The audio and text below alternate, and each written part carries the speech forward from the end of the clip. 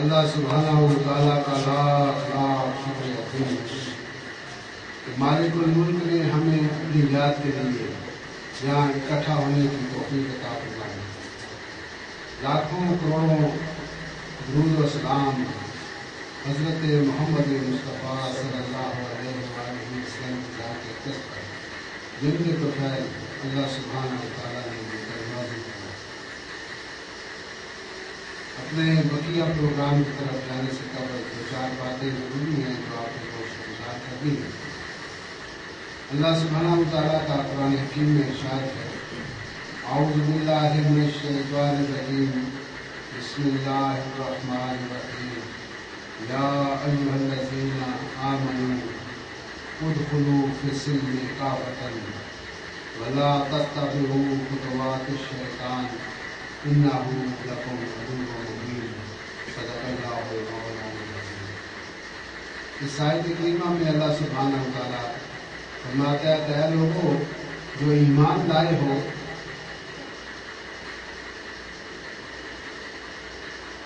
تم مکمل طور پر اسلام کے اندر داخل ہو اور شیطان کی پیروی مت کرو۔ شیطان کے جو راستے ہیں ان کی پیروی نہیں کرو، کیونکہ شیطان انسان کا دشمن ہے۔ وہ انسان کو صراط مستقیم سے بھٹکاتا ہے، راہ راست سے ہٹاتا ہے اور وہ تباہی اور بربادی کی طرف، جہنم کی طرف لے کے جاتا ہے۔ اللہ سبحانہ و تعالیٰ نے اس ساری کائنات کو تخلیق فرمایا اور انسان کی تمام ضروریات زندگی، جو انسانی زندگی کی بقا کے لیے اور انسانی زندگی کو قائم رکھنے کے لیے جن چیزوں کی ضرورت تھی، اللہ سبحانہ و تعالیٰ نے وہ سب کی سب مہیا فرمایا۔ اور جو انسان اشرف ہے دوسری مخلوق سے، اس کی فرق یہ ہے کہ اللہ سبحانہ و تعالیٰ نے انسان کو باشعور بنایا ہے، اس کو عقل دی ہے، سوجھ بوجھ دی ہے، فہم اور ادراک دی ہے، اور انسان اچھے کی برے کی ہر چیز کی وہ تمیز کر سکتا ہے۔ اور یہ بھی ایک بڑی خاص بات آپ کو بتاؤں کہ اللہ سبحانہ و تعالیٰ نے فرمایا ہے کہ کسی کو جبرن صراط مستقیم پر یا دین پر نہیں لایا جا سکتا، جبر اما شاکرا و اما کفورا۔ اللہ سبحانہ و تعالیٰ نے دونوں راستے انسان کو بتا دیے ہیں، یہ صراط مستقیم ہے، یہ جنت کو جاتا ہے، یہ جہنم کو جاتا ہے۔ یہ اپنی فری وش اینڈ ول، اپنی رضا سے، اپنی مرضی سے آپ جو چاہو اس کو اختیار کریں، جبر نہیں۔ نہ تو کسی کو آپ کسی دولت دنیا کی یا کسی عہدے کی، جاؤ منصب کی لالچ دے کر اس کو دین میں داخل نہیں کر سکتے اور نہ ہی جبر کر سکتے۔ اس کو وہ سمجھتا ہے انسان، اس کو سمجھا دیا گیا ہے، اس کو وہ اچھے برے کی تمیز کر سکتا ہے۔ اب اس کی مرضی کہ وہ اچھائی کے راستے پر چلے یا برائی کے راستے پر چلے۔ لیکن انہوں نے کہا یا ایھا الذین آمنوا، جو ایمان لے آئے ہو، یہ ان کے لیے ہے۔ دیکھو قرآن کے اندر دو قسم کے احکامات ہیں، ایک وہ ہیں جو عوام الناس کے لیے، سب کے لیے، کیونکہ قرآن حکیم پورے عرض پر آیا اور تمام بنی انسان کے لیے ہے۔ نبی پاک صلی اللہ علیہ وسلم صرف ہمارے لیے نہیں بلکہ تمام انسانیت کی طرف، تمام عالمین کے لیے۔ وما ارسلناک الا رحمۃ للعالمین، اے میرے محبوب، میں نے تمہیں سارے جہانوں کے لیے رحمت بنا کر بھیجا ہے۔ اب وہ رحمت کیسے بنے؟ اس لیے کہ اگر ایک آدمی 80 سال وہ کفر میں رہا، شرک میں رہا اور غلط راستے پر چلتا رہا، یہودی تھا، نصرانی تھا، عیسائی تھا، کافر تھا، بت پرست تھا، آتش پرست تھا، کوئی بھی پرستش وہ کرتا تھا اللہ سبحانہ و تعالیٰ وحدہ لا شریک کے علاوہ، کسی بھی پرستش کے اندر وہ مشغول تھا، تو جب اس نے کالی کمری والے کا کلمہ پڑھ لیا، لا الہ الا اللہ محمد رسول اللہ، جب محمد رسول اللہ کہہ دیا تو اس کے تمام گزشتہ 80 سالہ زندگی گناہ اس کے معاف ہو گئے، اور آج کے بعد اس کو ایک نیا جنم اور نئی زندگی اس کو مل گئی۔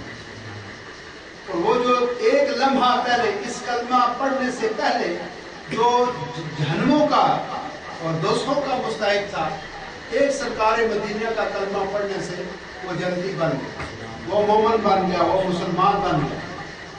بات آئی سمجھ؟ اس کو کہتے ہیں رحمت اللہ علیہ، یہ رحمت ہے۔ ایک آدمی جو بھٹکا ہوا تھا، جو جہنمی تھا، اس نے جب سرکار دو عالم کا کلمہ پڑھا تو پھر وہ کیا ہو گیا کہ وہ جنتی ہو گیا، پھر وہ صحابی ہو گیا، پھر وہ ولی ہو گیا، پھر وہ مومن ہو گیا، پھر وہ اللہ کے قریب چلا گیا، اللہ کے رسول کے قریب چلا گیا۔ تو یہ کس سے ہوا؟ یہ صرف سرکار مدینہ کا کلمہ پڑھنے سے۔ کلمہ پڑھا تھا اس نے، وہ 80 سالہ اس کے جو بھی اس کی سے کوتاہیاں کی، غلطیاں کی، خطائیں کی، کفر کیا، شرک کیا، جو بھی اس سے ہو سکتا اس کا سلسلہ زندگی کر دیا۔ ہو سکتا ہے آدھے گھنٹے بعد یا 15 منٹ کے بعد وہ مر گیا۔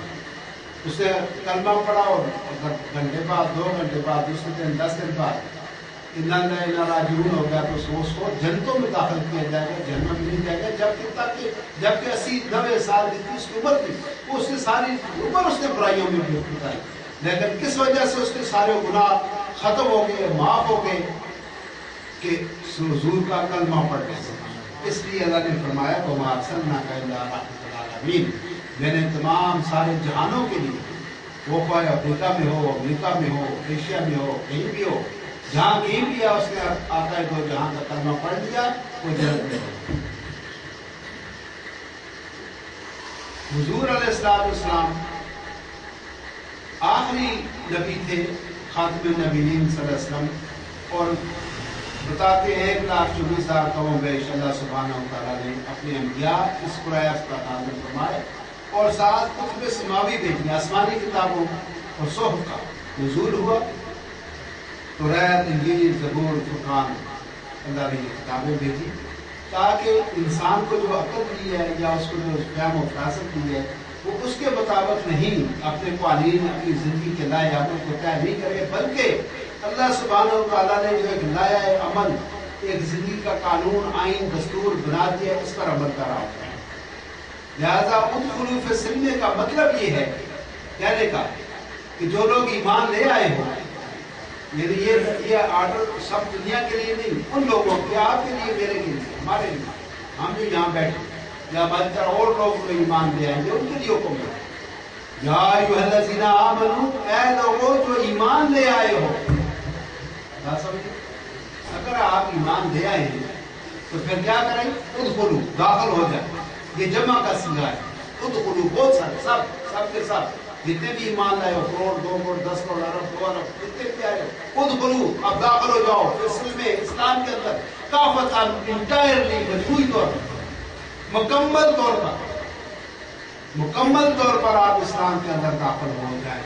مکمل طور پر اس وقت انسان داخل ہوتا ہے جب تمام قوانین و ضوابط اور جو بھی فرمودات رسول ہیں اور جو حضور کا عمل ہے، جو اللہ کا حکم ہے، اس کو اپنی ذات پر نافذ کرنے سے انسان ادخلوا فی السلم ہو جاتا ہے۔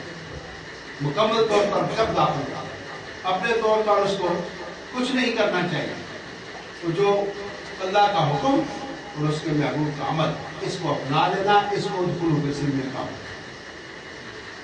وَلَا تَتَّبِعُوا، اور اتباع نہ کرو، پیروی نہ کرو، اس پر عمل نہ کرو، اس پر خطوات شیطان، جو شیطان کے روٹس ہیں، یہ خط کہتے ہیں لائن، راستے، خطوط، تو خطوات اس کے جو پیرامیٹر ہے، اس کے جو راستے ہیں، ان کے اوپر نہ چلو۔ کیوں؟ اِنَّهُ هُوَ لَكُمْ عَدُوٌّ مُبِینٌ، تمہارا وہ کھلا دشمن۔ تو شیطان انسان کو بہکاتا ہے، وہ جو عمل کرتا ہے اس کو وہ خوبصورت کر کے دکھاتا ہے، اور اس کو شاباش دیتا ہے، اس کی پیٹھ پر تھپکی لگاتا ہے کہ تم نے بہت اچھا کہا۔ اس کو اپنے ہر انسان کو اپنے اعمال خوبصورت نظر آتے ہیں، کہتا ہے میں اچھا کرتا ہوں، لیکن ایک فارمولہ آپ دیکھ لیں، اچھائی وہ ہے جس کو اللہ کہے، اللہ کا رسول کہے، وہ اچھائی ہے۔ یاد رہے گی بات، آپ کو یاد نہیں؟ نیکی وہ ہے جس کو اللہ کہے، اللہ کا محبوب کہے، وہ نیکی ہے۔ برائی وہ ہے جس کو اللہ برا کہے، جس کو رسول برا کہے، وہ برائی۔ آپ کے اور ہمارے کہنے سے نہ اچھائی اچھائی ہے، نہ برائی برائی۔ हम कौन होते हैं किसी चीज को अच्छा कहने वाले, किसी को बुरा कहने? हमारे पास कौन सी अथॉरिटी है? किस अथॉरिटी से हम किसी चीज कहेंगे ये अच्छा है या बुरा है? पता नहीं समझ। बड़ी पते की बात की खास बात बताई। अच्छाई वो, नेकी वो जिसको अल्लाह कहे, बुराई वो जिसको अल्लाह बुरा कहे। हम किसी चीज को कोई सर्टिफिकेट नहीं दे सकते कि ये चीज अच्छी है या ये चीज बुरी है। अच्छाई वो, याद रहे की बात, मोहम्मद से आपको याद रहेगी। नेकी वो, अच्छाई वो जिसको अल्लाह कहे ये अच्छी चीज है, और बुराई भी वो जिसका अल्लाह कहे, उसका महबूब कहे ये बुरी है, वो बुरी है। अथॉरिटी वो है अल्लाह और उसका रसूल, ये अथॉरिटी है। हम नहीं, आप हम नहीं, हम किसी को अच्छा बुरा नहीं कह सकते, बुरे को भी बुरा नहीं कह सकते। ये बड़ी जरा बारीक सी बात है। बुरे को भी बुरा नहीं कह सकते, बुरे को भी बुरा नहीं कह सकते। क्यों? आप उसको देख रहे हैं यार ये ना नमाज पढ़ता है, ना रोजा रखता है, ना कोई नेकी का काम करता है, ना कोई अच्छा इसके अमल सरजात के लोग कोई अमल सरजात होता है, ना इससे वालिदैन खुश है, ना इससे बीवी बच्चे खुश है। ये कोई न को मरने वाला कोई यार अजीब किस्म का आदमी, आप उसको बुरा समझते हैं उसको, यार इसमें तो हमें खुसूसियत अच्छाई को नजर नहीं आती। ये तो जिसमें अच्छाई तो बंदा सीधा सीधा गया तो जन्नत में। अब आप चले गए जन्नत में, जन्नत में आप गए, आपने देखा आपसे पहले वहां वो घूम रहा था जन्नतों के अंदर, आप हैरान हो जाएंगे यार ये आदमी इसका तो कोई ऐसा अमल ही नहीं था कि इसको जन्नत का, जन्नत की इसको हवा भी नहीं लगनी चाहिए, और ये तो मुझसे पहले जन्नतों में घूम रहा है। क्यों?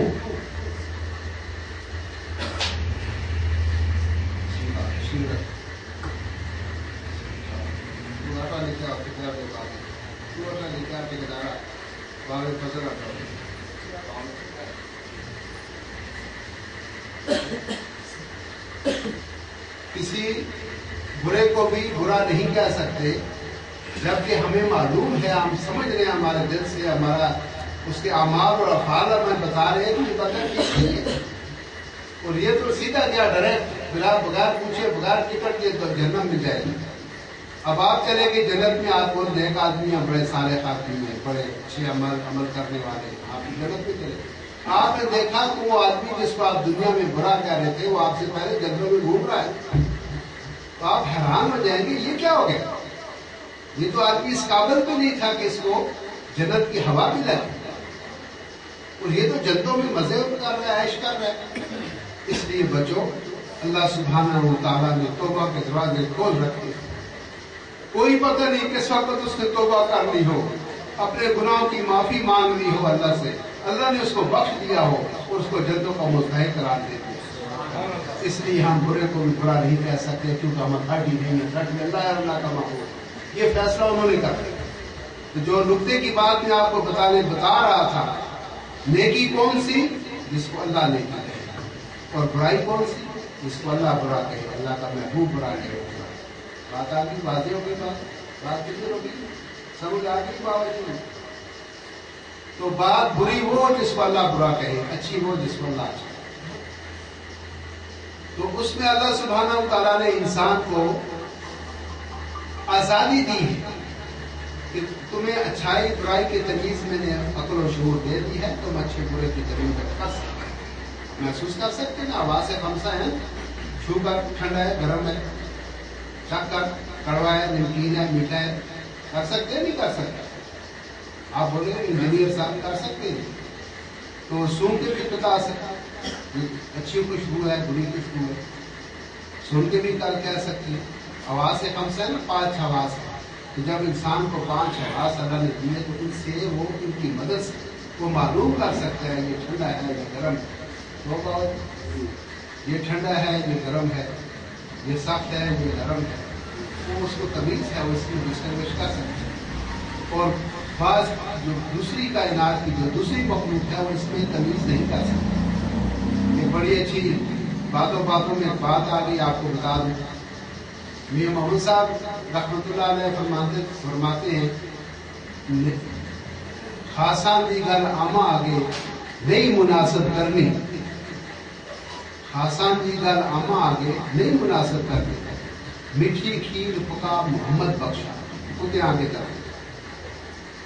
अब उसने ये क्यों कहा मियां मोहम्मद साहब ने कुत्ते आगे कर रही, ये आज आपको पूरी महफिल को बता दूं کہ جو کتے کی زبان ہوتی ہے وہ ٹیسٹ لیس ہوتی ہے، اس کے اندر ٹیسٹ نہیں ہوتا، اس کو نہ میٹھا لگتا ہے نہ اس کو نمکین لگتا ہے، نہ اس کو کڑوا لگتا ہے نہ اس کو کھٹا لگتا ہے، اس کی زبان میں وہ صفت ہی نہیں کہ وہ اس کو محسوس کر سکے۔ لہٰذا آپ میٹھا ڈالیں تو بھی کتے کے رکھنا ہے، پھیکا رکھیں تو بھی بات ہوئی ہے، میٹھا رکھیں تو وہی بات ہوئی ہے، کیونکہ وہ تمیز ہی نہیں کر سکتا۔ بات سمجھ آ گئی؟ یہ جو لوگ تھے بڑے بڑے، ان کو اللہ کے قریب تھے، اللہ نے ان کو روشنی عطا فرمائی، ان کو ہر چیز کا پتہ تھا، ان کو قدرت کی طرف سے اس کو قرآن پاک میں علم لدنی کہا گیا۔ علم لدنی یہ وہ علم ہے جو انسان کو اللہ سبحانہ و تعالیٰ براہ راست اپنی طرف سے عطا فرماتا ہے، اپنی طرف سے۔ جو اللہ کے ولی ہوتے ہیں، جو اللہ کے مقرب ہوتے ہیں، جو اللہ کے نبی ہوتے ہیں، ان کو علم جو ہے اللہ سبحانہ و تعالیٰ اپنی طرف سے عطا فرماتا ہے۔ آپ نے دیکھا ہوگا کہ کوئی نبی کسی یونیورسٹی کا، کسی مدرسے کا وہ فارغ التحصیل نہیں ہوتا، اس کے پاس کوئی سند، کوئی سرٹیفکیٹ نہیں۔ ہمارے آقا اور مولا کو بھی نبی الامی کہا گیا کہ ان پڑھ ہیں، پڑھے ہوئے ہیں، کیونکہ ان کو کسی نے اسکول میں جاتے نہیں دیکھا، مدرسے میں جاتے نہیں دیکھا، لیکن تمام علوم کائنات اللہ سبحانہ و تعالیٰ نے اپنے محبوب کو بتا دیا۔ کوئی ایسا علم، وہ طبیعت کا ہو، فزک ہو، کیمسٹری ہو، بیولوجی ہو، آرکیالوجی ہو، کوئی ایسا علم نہیں اس کائنات کے اندر جو اللہ سبحانہ و تعالیٰ نے اپنے محبوب کو نہ بتا دیا۔ بات سمجھے؟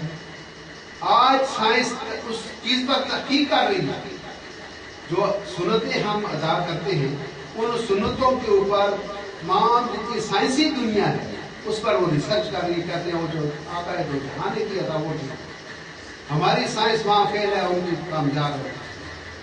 ایک چھوٹی سی بات بتاؤں گا آپ کو کہ حضور نے فرمایا کہ کھانا کھانے سے پہلے ہاتھوں کو دھو لیا۔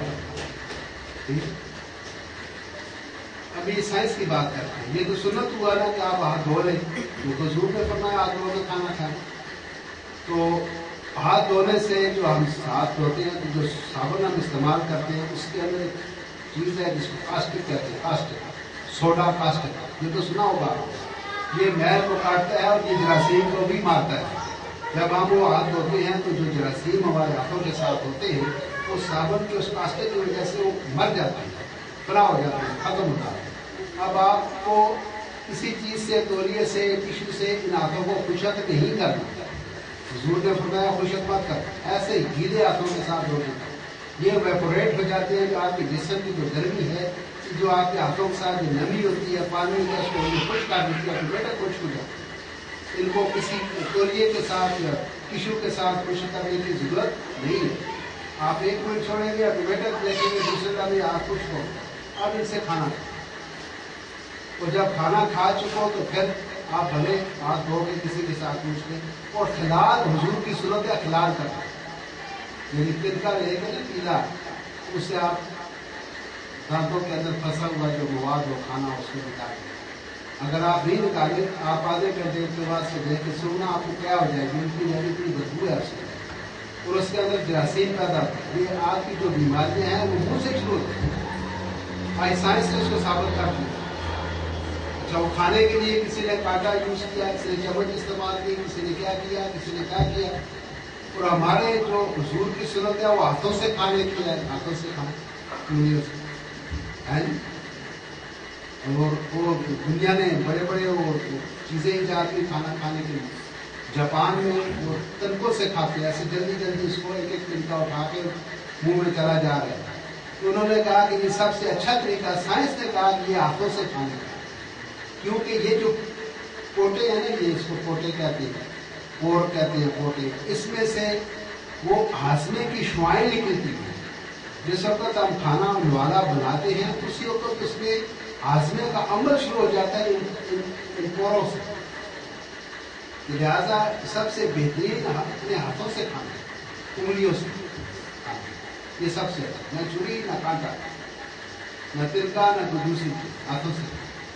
اور پھر دانتوں کی صفائی، آپ دیکھا ہوگا کہ 5 ٹائم ہم نماز پڑھتے ہیں، کلی کرتے ہیں اور مسواک کرتے ہیں۔ جب بڑے مزے کی آپ کو بات بتاؤں کہ حضور فرماتے ہیں کہ جب میرے پاس وحی آتی ہے، جبرائیل امین آتی ہے، میں خوفزدہ ہو جاتا ہوں۔ صحابہ نے پوچھا کیوں یا رسول اللہ، کیوں خوفزدہ ہو جاتی ہے؟ یہ کہیں مسواک اور توسیع حقوق فرض نہ ہو جائے۔ اتنی اہمیت ہے اس دانتوں کی صفائی کی، مسواک کی، کہ فرض کے قریب ہے۔ اتنی اہمیت ہے اس کی کہ ان توسیع کے حقوق اور یہ مسواک، لیکن یہ اللہ کا حکم نہ ہو جائے کہ یہ میرے فرض کا ہے۔ تو آج جو کچھ ہمیں نبی پاک کی توسط سے ملا، آج سائنس بھی اس پر حیران ہے اور چشتر ہے کہ یہ کیسے ہو، وہ تو ایک ان پڑھ بات سمجھ۔ اور عزیزان گرامی، جو نبی ہوتے ہیں یا جو ولی ہوتے ہیں اللہ کے، ان کو اللہ سبحانہ و تعالیٰ اپنی طرف سے علم عطا فرما دیتا ہے، اس کو علم لدنی کہتے ہیں۔ تو نبیوں کو تمام علوم عطا ہوتے ہیں، جو اللہ کے ولی ہوتے ہیں ان کو بھی علوم عطا فرما دیے جاتے ہیں۔ تو جو ماروع موضوع تھا، یا ایھا الذین آمنوا، اے لوگوں جو ایمان لے آئے ہو، ادخلوا فی السلم کافۃ، اسلام کے اندر مکمل طور پر داخل ہو جائیں، اپنی کوئی مرضی اس میں شامل نہ کریں، جو اللہ کی مرضی ہے، جو اللہ کے رسول کی مرضی ہے، آپ اس کے مطابق اپنی زندگی کو گزاریں۔ جیسے دکان کرنی ہے تو اس کا اصول آپ قرآن سے پوچھیں، حضور کے عمل میں اس کو دیکھیں، اللہ کے فرمان کو دیکھیں۔ شادی بیاہ کرنی ہے تو اللہ کے قوانین کو سامنے لائیں۔ کوئی وراثت تقسیم کرنی ہے، مرتے ہیں تو اس کا وہ قرض ادار کرتے ہیں تو اس کے بھی لکھا ہوا ہے۔ کوئی ایسا شعبہ زندگی کا نہیں ہے جس کے اندر قرآن اور اللہ کا محبوب آپ کی رہبری اور رہنمائی نہ کرتا ہو۔ لہٰذا اپنے اصولوں کو، اپنے قانونوں کو چھوڑو، اللہ کے قانون کو اور اللہ کے رسول کے قانون کو اپناؤ۔ اسی میں آپ کی فلاح ہے، اسی میں آپ کی ترقی ہے، اسی میں آپ کی کامیابی ہے، اسی میں آپ کا سکون ہے، اسی میں آپ کے لیے شفا ہے۔ شفا بھی اسی میں ہے، اسی میں بخشش بھی ہے، اسی میں انعامات و اکرام بھی ہے۔ کہ جب آپ اللہ اور اس کے رسول کے فرمان پر چلیں گے، ادخلوا فی السلم کافۃ کی تصویر بن جائے گا۔ آپ کا اٹھنا، بیٹھنا، چلنا، پھرنا، کھانا، پینا، اوڑھنا، بچھونا، سب احکام الہی کے مطابق۔ بات آئی سمجھ؟ کوئی بھی آپ دیکھ لیں شعبہ زندگی کا، آتا ہے کہ راستہ جو چلتی ہے نا، اس کے لیے ان کو کہا گیا کیسے کریں۔ وہ جو حکیم لقمان اپنے بیٹے جو وصیت کرتے ہیں اس میں لکھا ہوا ہے کہ بیٹا اکڑ کر زمین پر نہیں چلنا ہے، متوسط چال، درمیانی چال سے چلے، جب چلنے کا بھی طریقہ آپ کو بتا رہے ہیں۔ اور اب اونچی آواز سے بات مت کرو، سب سے بری آواز گدھے کی ہوتی ہے، چیخ چیخ کے مت بات کرو، دھیرے دھیرے بات کرو، آہستہ آہستہ کرو، سمجھ کرو۔ اور پھر حضور میں خود پتا ہے جس چیز کا وہ خصوصی بات کرتے تھے، نبی پاک جو خصوصی جو خاص بات ہوتی ہے اس کو 3 بار ریپیٹ کرتے تھے۔ باتیں کرتے ہیں، باتوں میں خاص نقطہ ہے جو حضور پاک اپنی امت کو یا اپنے صحابہ کو سمجھانا چاہتے تھے، اس کو 3 بار اس کو ریپیٹ کرتے تھے۔ بات کرنے کا بھی بتا دیا کیسے کیا، سونے کا بتا دیا، جاگنے کا بتا دیا، جیسا کہ حی علی الصلاۃ، حی علی الفلاح، الصلاۃ خیر من النوم، آپ کے کانوں میں صدا ہے جو کھڑے چھوڑ دو، ٹائم بتا دیا نا جاگنے کا۔ سونے کا بھی کہہ دیا کہ بھئی 2 آدمی جاگ سکتے ہیں، باقی سب سو جاؤ، رات سونے کے لیے، دن کام کے لیے۔ 2 آدمی جاگ سکتے ہیں، اس کو استثناء ہے۔ ایک آدمی وہ جو بیمار ہے، اس کو نیند نہیں آتی، بھلے جاگے۔ ایک وہ جو اللہ کی یاد کر رہا ہے، اس کو بھی جاگنے کا حق ہے، باقی کسی کے جاگنے کا حق نہیں ہے، عمر ہی نہیں، سو جاؤ۔ اچھا، پھر حضور فرماتے ہیں جب دوپہر کا کھانا کھاؤ تھوڑی دیر کے لیے سو جاؤ، اس کو قیلولہ کہتے ہیں۔ رات کا کھانا کھاؤ تو اس وقت چہل قدمی کرو۔ تو انگریزوں نے بھی یہی کہا، after lunch slip a while, after dinner walk اے مائل۔ جب کھانا کھا چکو 1 کلومیٹر چلا کرو، واک اے مائل، 1 کلومیٹر چلو۔